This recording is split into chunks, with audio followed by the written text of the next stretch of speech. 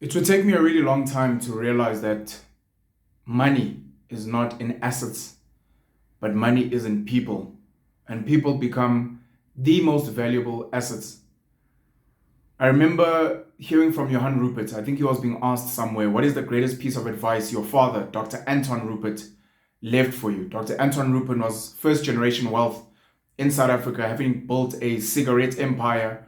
Rembrandt eventually became or was taken over by British American Tobacco, BAT. And then Johan came through, they turned Rembrandt into Remgro, which is one of the biggest investment companies in South Africa. They've literally got shares in almost everything that we use. But the bulk of Johann Rupert's wealth comes from Richemont, which is listed in Switzerland and is the second largest luxury goods company in the world.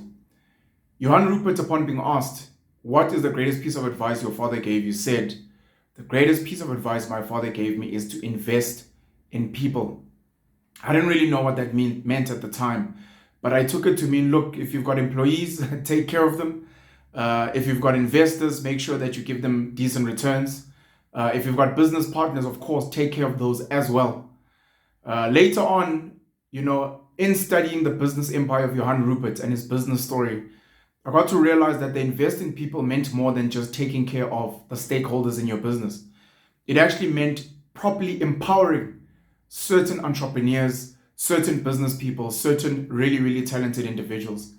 He took his banking license that he had and he gave it to Paul Harris, GT Ferreira, and Laurie Debonard, who set up First Rand, which owns FNB, last I checked, Momentum, Outsurance, I think RMB, and a couple of other financial services businesses as well. If you look at all the other businesses he's invested in a lot of different people. I think he was one of the investors, I stand to be corrected, in Justin Stanford, who started a tech company. Justin Stanford dropped out of Paul Roos Gymnasium, where Johann Rupert matriculated from as well, to become a tech millionaire.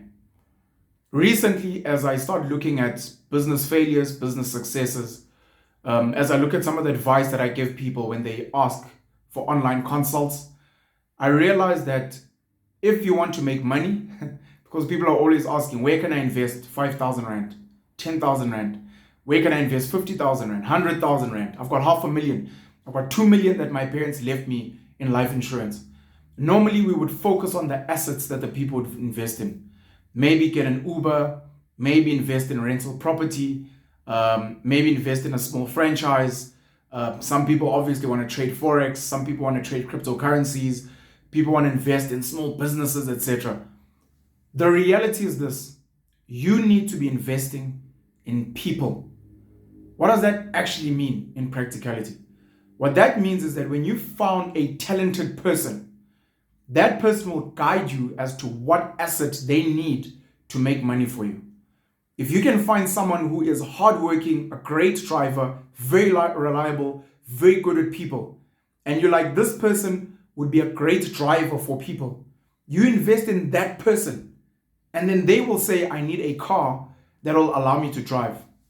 Similarly, if you found someone who can get tenants, can manage tenants, knows how to price rental well, etc., you then say, I will invest in this person, and then I will go and find a rental property for them to manage.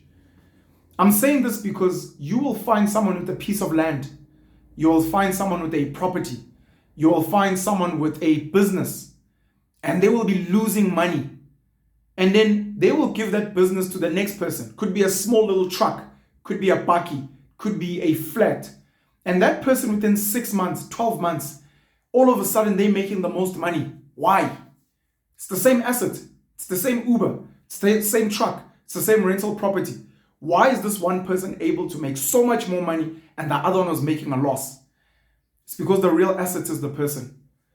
And if you want to make money for yourself, you need to invest in yourself. That's why we speak about getting a good education, not just schooling, but education. That's why we speak about acquiring skills. That's why we speak about getting your skin in the game, learning business, making mistakes, growing, etc., so that you can become a person of value. Dr. Miles Monroe, the late Dr. Miles Monroe, says that when you become a person of value, people will pay you a lot of money just to be yourself. Real money is not in assets, it is in people. Penuel the Black Pen.